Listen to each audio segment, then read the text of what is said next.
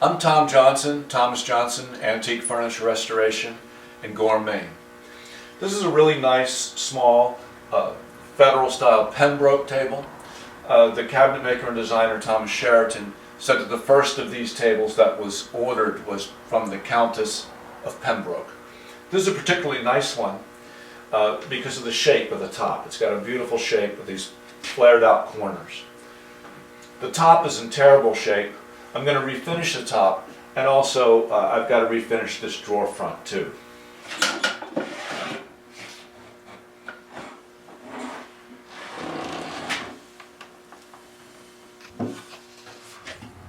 Always mark which leaf goes where. I'm trying very hard to make sure that the screwdriver stays in the slot. These antique screws have very narrow slots. Also note that I'm keeping track of these screws. I'm going to put them right back in the holes that they came out of. I'm just tightening them up just enough so that they stay there.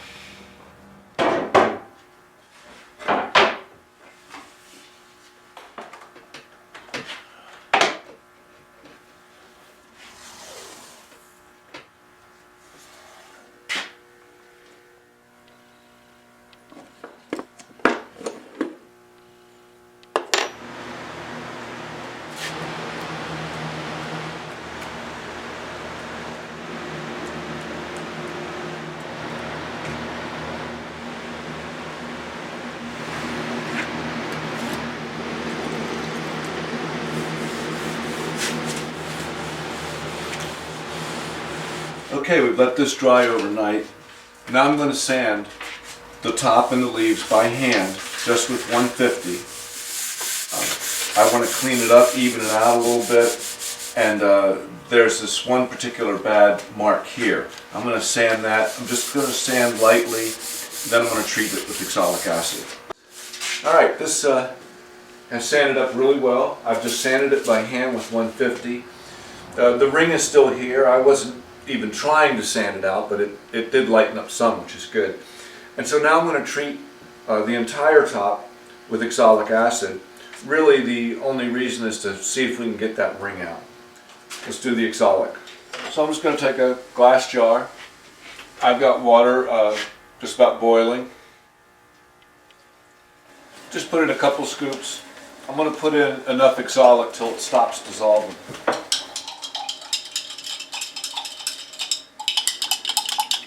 Very imprecise measurement. It's not critical. The last few pieces aren't dissolving, so maybe that's enough. So you just brush it on. I might put a little bit of extra on that spot where the ring is. Okay, so I've coated down the whole top. It's pretty easy. And then I just like to go back and pick up any puddles or anything. With oxalic it's not bad, the puddles and stuff, not like bleach, but I still like to smooth them out anyway. Alright, I'll let this dry completely and then I'll rinse it off really well with water. I'll probably do that this evening so that it'll be all dry by tomorrow. We can resume. The tops have dried now. You can see all the oxalic on them. I'm going to take these over to the sink and rinse them off.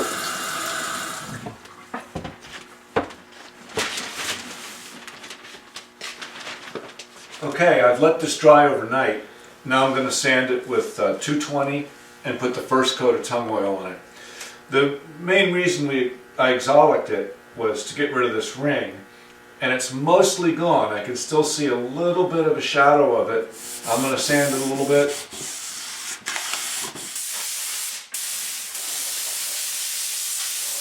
And hopefully when I put the tung oil on it, won't show that much.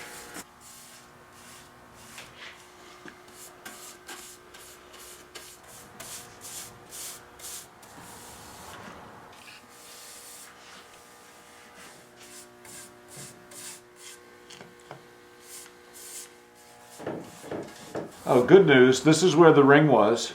I can see a little piece of the ring there and a piece of it there, but that's fine. It's no longer a ring. If you remember, the drawer front had some really nasty looking chipping underneath the handle here. But I discovered when I was cleaning the finish off this that it wasn't just the finish that was chipped. There's some terrible gouges here. And I can't do anything about those. I can't sand them out, they're way too deep. So I'm not going to worry about them. But the finish will make everything a uniform color, and it'll look a lot better.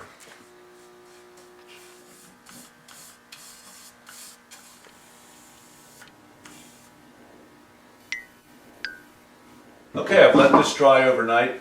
As you can see, the first coat of oil is really soaked in. But tung oil doesn't require sanding between coats, so I'm just going to go with the second coat.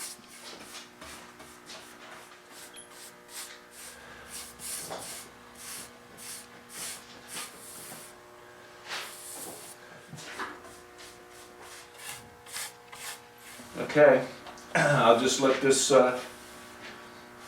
dry overnight. See how it looks tomorrow. Okay, I've let the second coat dry for actually 2 days. It's nice and dry now, and it didn't soak in nearly as much as the first, but it still soaked in. But there's a lot of little nits and dust and stuff in the top, so I'll smooth it out with some 320 gold before putting on the third coat.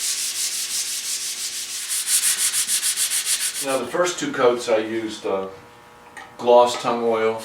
Now this third coat, I'm hoping that after there's just 2 more coats. So even on this third coat, I'm going to put down satin.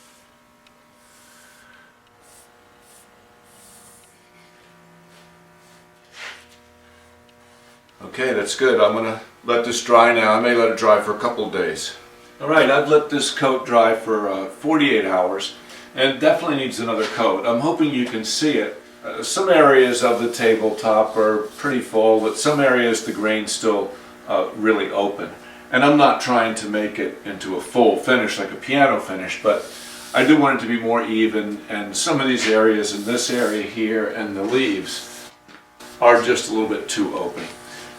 So I'm going to sand with 320. I may even just use the block a little bit, really try to cut it down as much as I dare. I begin to see some areas of discoloration, which makes me stop. I don't want to go any further.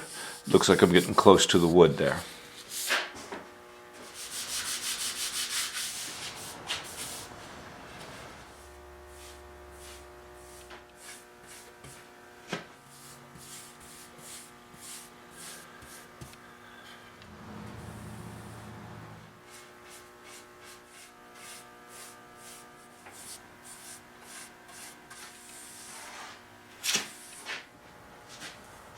Okay, so now we'll just wait till tomorrow and see what we've got. Okay, I let this dry overnight, and I was surprised this morning because the coat on the tabletop looks lousy. It's kind of streaked, like it dried unevenly or something. The leaves look okay. I'm not sure. I thought I had this great coat down. I did, but I'm going to sand it lightly with 500 paper and put another coat on it.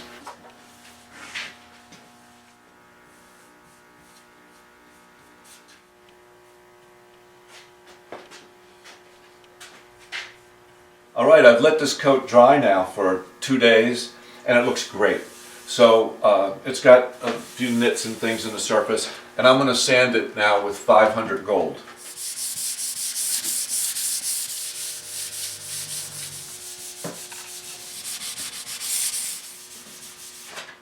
Okay, now I'm going to rub the surface with 4/0 steel wool.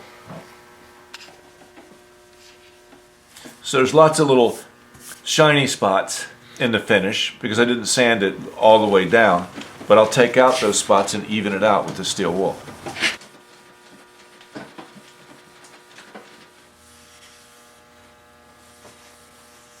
Okay, that looks great. So the next step will be for me to take the newspaper off the base and polish it up. The base just really needs the beeswax polish, so I think what I'll do is I'll assemble the top first and then polish everything.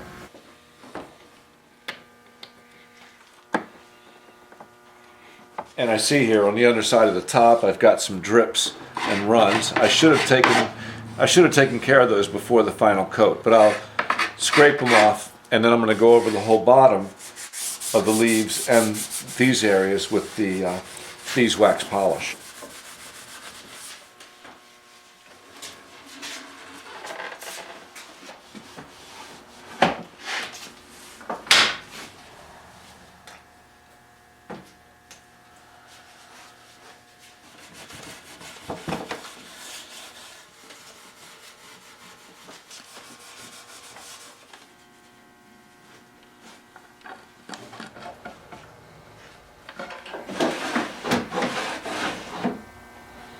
Alright, so now I'm going to polish the top and then sort of wipe with the same polish. So I'm going to polish the top with the beeswax polish and then go over the whole thing with the wipe-off rag.